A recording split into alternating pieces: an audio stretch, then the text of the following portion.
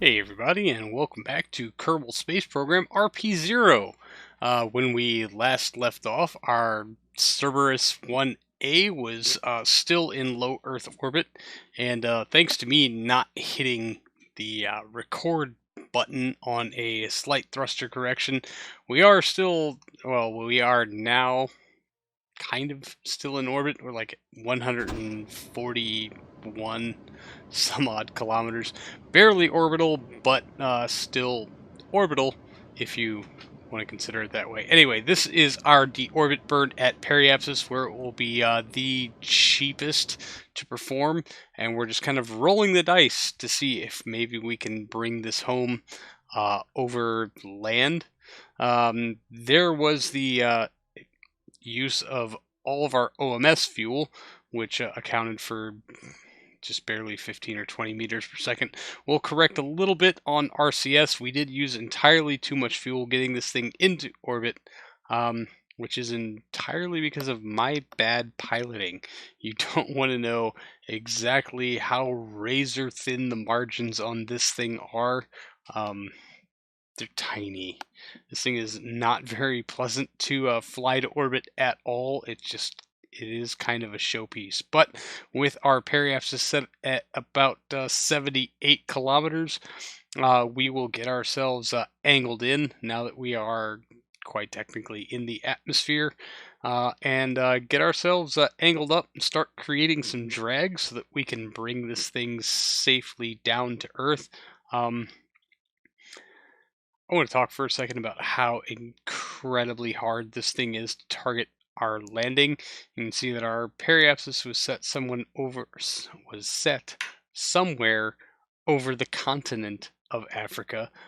We will not be coming down anywhere near there. Yeah, we are already over our initial prospective landing zone of the continent of Africa, and we will be overshooting by enough to probably hit Australia. This thing does have a incredibly good glide slope, which is nice if you keep the angle in check, and it actually keeps the heating across the airframe relatively low, which is really, really nice. We want to do a nice low stress reentry because it's less likely that we'll burn things off. We just have to pay very close attention to our angle relative to prograde and our descent vector and our rate of descent. As you can see, currently we are climbing. As I'm talking about rate of descent, figures, doesn't it? But we will eventually reduce our angle and just kind of coast it on in, letting atmospheric autopilot do the bulk of the heavy lifting for this vehicle. I did not attempt to target a runway with this thing because you absolutely do not want to hear about how many attempts it took to put this thing down even remotely close to a runway during its technology demonstrator. It was horrible, and honestly, I don't have the 6.5 hours or so to invest in a targeted landing. And even when I filmed that technology demonstrator, there was a bit of turning around involved and very drastic high-speed maneuvering to try to angle ourselves in to hit that runway, which I did pull off eventually, although it took many, many, many, many, many, many, many attempts to get right. And so now here over the Pacific Ocean, I'm a little worried that we won't make it to the continent of Australia, which is our targeted landing zone for this particular mission. Had I not botched the ascent as badly as I had done, it probably would have been a little easier to I don't know, zero in our landing zone a little better as I sit here and try to get some cinematographic shots of things, because I am very proud of the way this thing looks, and why not try to pull a graphic or two of what the exit shots look like. But we'll scream through. You can see the coast coming up ahead of us now, which basically at this speed means we are guaranteed a landing somewhere in the outback exactly where, we don't quite know, and I'm certainly not going to target for a runway.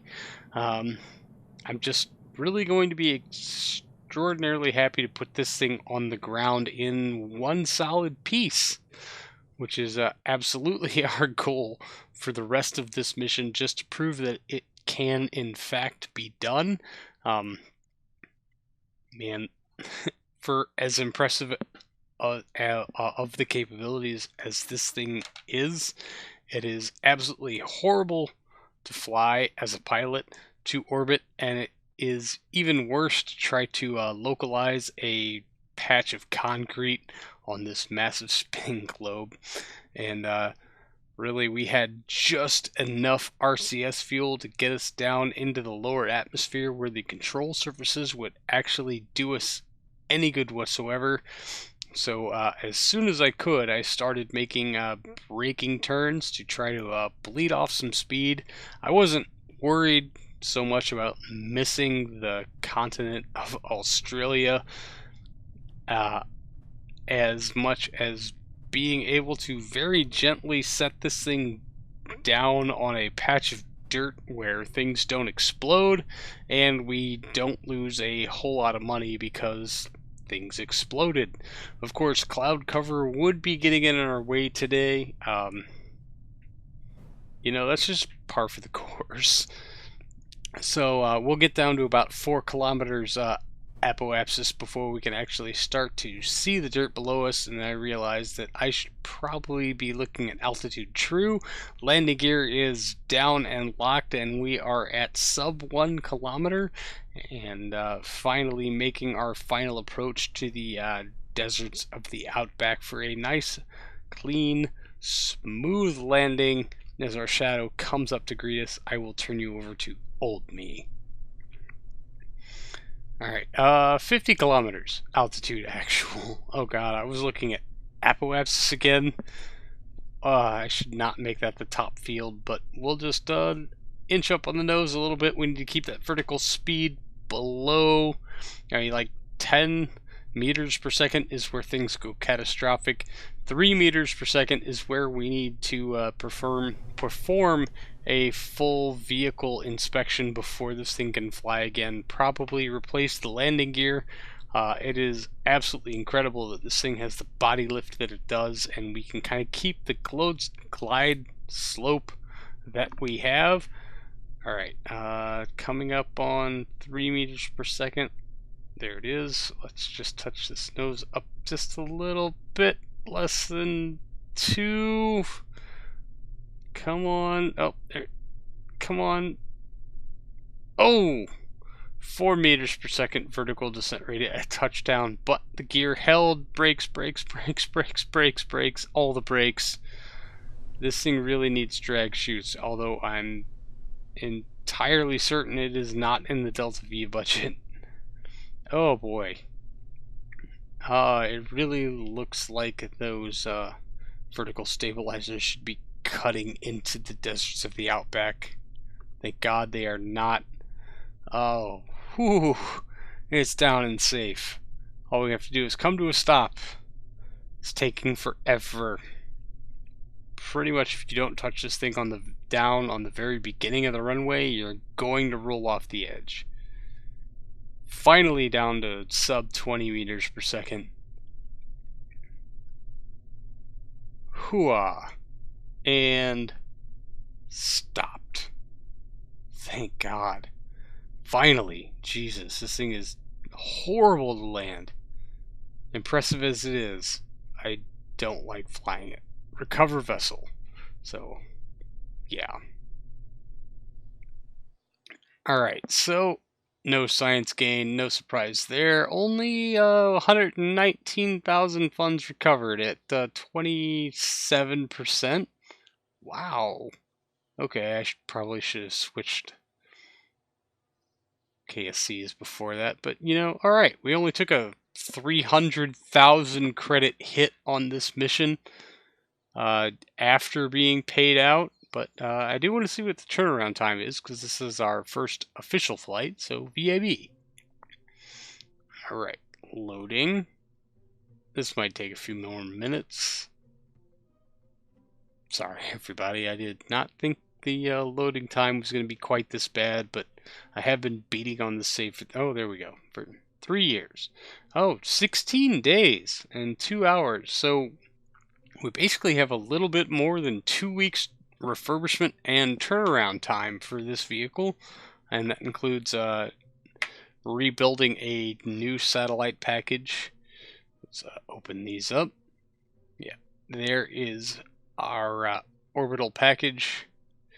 Let's go ahead and reduce the fuel in here just so I have better margins. We probably won't need it to do exactly what it's been doing, and with this fuel tank unlocked, it's been burning this thruster fuel on the way up anyway. So, that's a thing, and all fuel tanks on the satellite itself should absolutely be locked, at least until decouple, and then we can use those thrusters for something better. Or maybe I should just fly it better. That is certainly a thing. Close these up. Alright, yeah, I guess we'll go ahead and add another one to the build list, because, why not have one sitting in the hangar for the next year or so while we wait for another good satellite contract to roll around. Oh yeah, that's all our money. 447,193 credits per launch. Yeah, that totally worth it. So we'll switch back out here to our satellite that we launched out of the service bay of Cerberus. It has already fulfilled its contract, but I think it is capable of just a little bit more, namely geostationary orbit. So if we just come down here to periapsis and bump that all the way the hell out to I don't know what would be a geostationary orbit. It's 1991, most of the way through 1991 actually, and we do not and never have had a geostationary satellite. Geosynchronous, yes, we've got a few of those. One in a polar orbit, sun synchronous, and one in an inclined orbit, giving us it shares inclination with the moon, so that it can help out with any launches going that direction. We actually haven't had a signal gap in a while, but Alright, so that's interesting.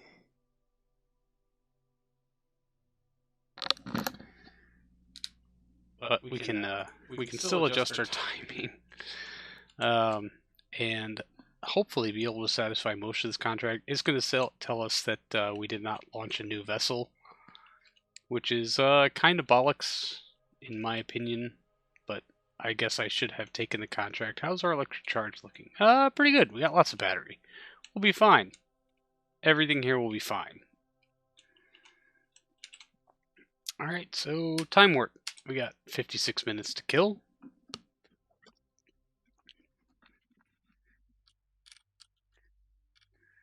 About 4 minutes out. Says we got 3 minutes 25 seconds runtime on this engine, so we're just going to go ahead and let this get to within about a minute.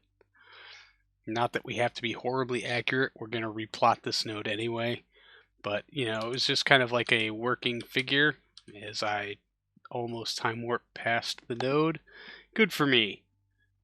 Excellent work, Crash. Alright, ullage. And ignition. This is an Astros 2 with no plume. No, it's an AJ-10. Also with no plume.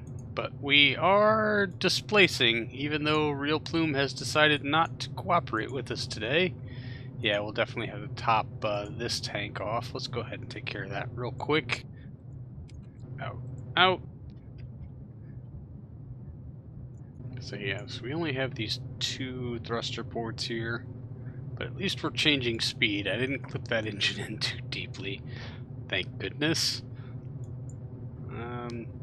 You are not smart enough to hold the maneuver node. Okay then, we'll just do this manually then. Yeah, we can Probably transfer more fuel after the burn. Physics warp, please.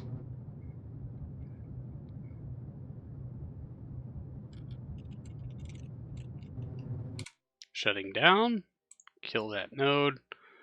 We'll go ahead and kill that node. Create node to create new inclination at 0 degrees. 1780 meters per second. Not bad. We'll have to bump our altitude out after a lap, but not a big deal. Do we have inclination on here? We do. Fantastic. We'll just keep an eye on that. And warp on out to the node within 4 minutes. Let's get a good look at the view here. Please don't crash, KSP. Oh, that's awesome. Loading. There we go. Oh, man. That might supersede anything that Cerberus had to offer us. As I hit all the wrong buttons. 1 minute. Let's get angled in here. Well, let's just go ahead and go the wrong way. No big deal. Jeez, dude. Come on. Ullage. Ignition. At least the glow is working. I guess that's our only indication that our engine is actually firing. Oh man, I wonder what the DV expenditure to raise our periapsis is going to be. We'll just let that inclination. It has to be less than 3 degrees to satisfy the contract. And of course, timing is important as far as to over what region do we want to park this satellite. Oh, I did not mean to hit shutdown there. That was my mistake. Shut down. And we'll just, we'll hit some ullage thrusters here. Nope, that is increasing. We'll hit the N key and try to back this off.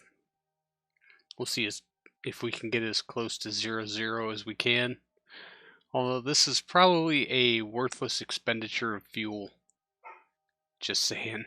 Yeah, totally worthless, but we're going to do it anyway. .075, that's not terrible. So we still do have some fuel in here. We can... Oh man, not much fuel left in our I don't know, I can't call it a transfer stage, although it would normally be a transfer stage. All right, let's check the contract conditions here. Periapsis above 35,700 or 700,000. Wait, what? Oh, come on, contract, stay open. 35,700,000. 35,700,000. So that's just a little nudge to keep us there. Add maneuver. This is going to be the expensive one. Eccentricity below 0.10. Inclination below 0.3. That is the thing. 354. We needed about 357. Whoop. We go. 1436. Oh, it is going to be tight. Well, that's good. I'm glad this mission is not without challenge. So 9 hours to our next burn. I should probably face this thing into the sun, but I think we're okay on electric charge for right now. Yeah, goodness, I hope.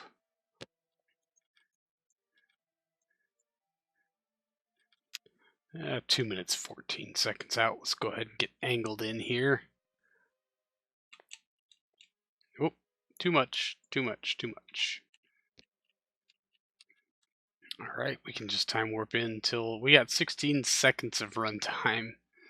That will displace 900 meters per second. So we're just going to go ahead and get in nice and close here. Ullage. We could probably do this on the back of RCS, but we're 1 second out. Ooh. 3.7. What do we need to be at?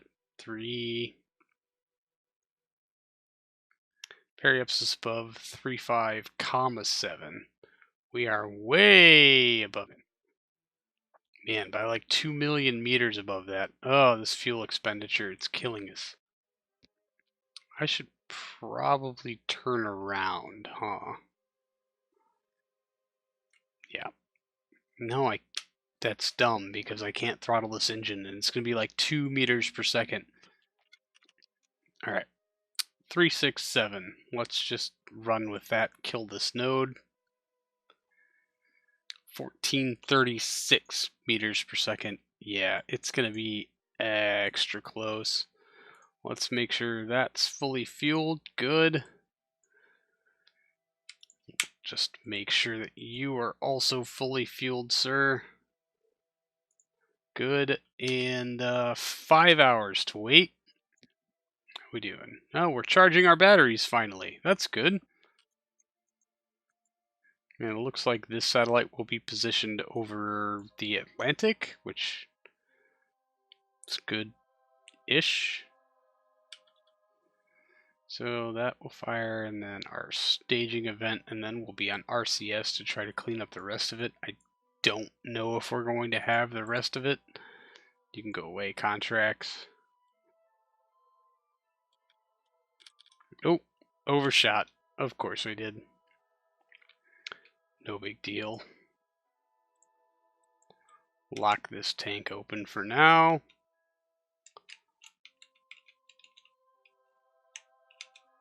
Fire straight down the barrel of our prograde vector. Ignition. Out.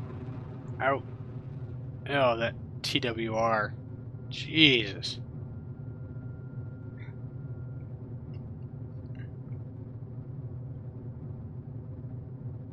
Almost up on 6. And then flame out. Stage. Let's keep with the actual satellite, please. And we're just going to try to ride this periapsis. We'll see how much clout we get out of this. Although, fuel consumption, pretty good. Maybe we'll time warp. See how high we can make that periapsis after really screwing up that last burn.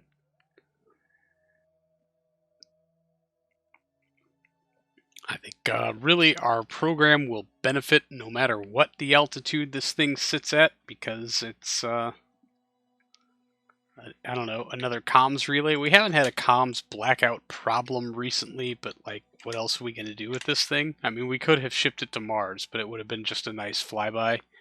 And oh yeah, we have a contract to radio something from Earth, so let's do analyze telemetry, radio that in. No real science gained, but we'll get paid. There it is. Yeah, $4,000. Woo!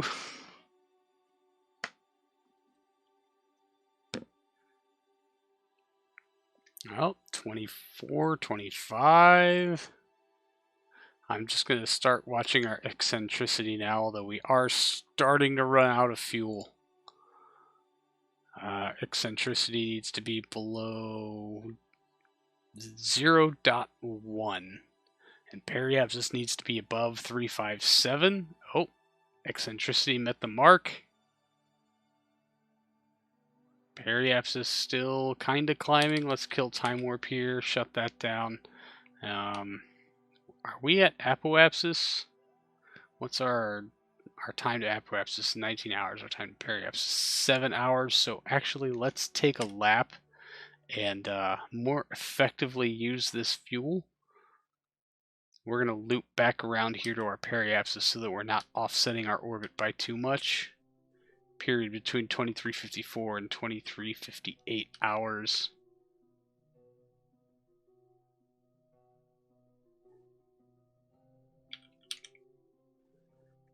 Time to apoapsis is 24 minutes. Let's just keep an eye on that.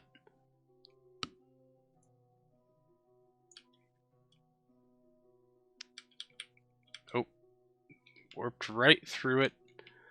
Let's go ahead and face to prograde and see if we can't, or no, our time to apoapsis is 23 hours.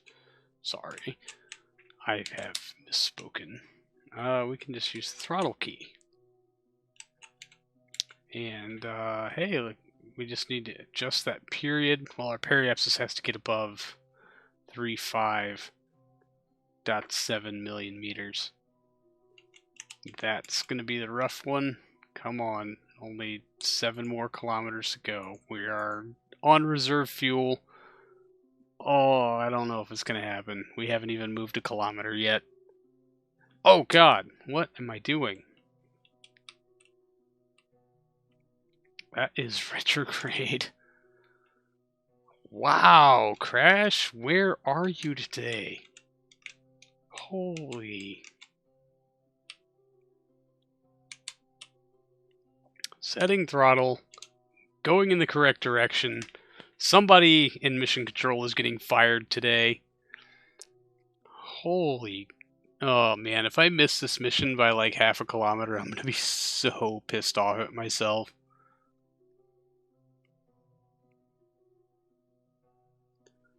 Wow. Oh hey, we can tell the computer to hold prograde vector.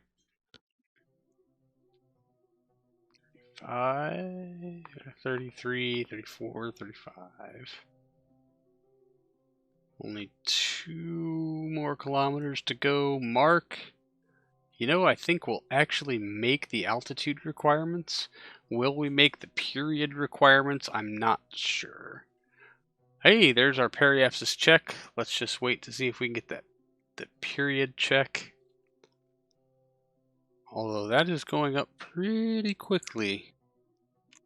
Our time to apoapsis is 1 day and 10 minutes. Our time to periapsis is 11 hours 25. 35700. So we're at apoapsis now, which is at, how is our period's not between that. It's probably above it, although I never saw it go. Let's check our orbital. Yeah, no. Target data, Delta V flight. Did I overwrite the orbital information window because I never used it?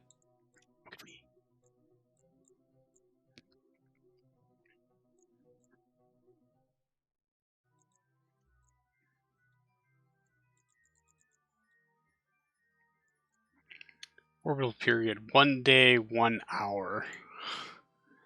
Of course it is. Let's just tap the brakes and see if we can't bring that down without going below our minimum altitude requirement. We'll nudge up against it, I'm sure. Alright, that's too close for my liking.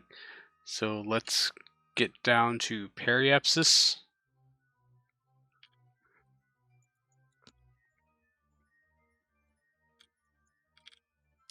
Periapsis is in 3 minutes.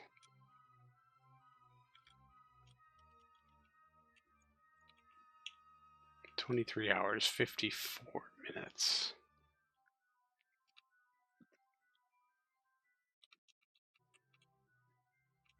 Ding! Look at that. We actually did it. And with 2.5 liters of fuel to spare on both counts. Let's go ahead and lock those. Are we facing generally into the sun? Sure. Electric charge is staying topped off, and that's our position. Kind of over the Atlantic. We'll certainly be able to pick anything up as it leaves line of sight from the east coast of America. So let's go ahead and set this dish to target active vessel. Perfect. And admire the view. We should probably give our very first geostationary satellite a special name. And as usual, I'm going to defer to all of you lovely people. If you have a name suggestion for our very first geostationary satellite, please leave it in the comments for me below. Most likes wins. So, wow, that's quite a view. Anyway, that's going to do it for this one, everybody. Thank you so much for hanging out. I really do appreciate it, and I will see all of you in the next one. So, until then, see you later.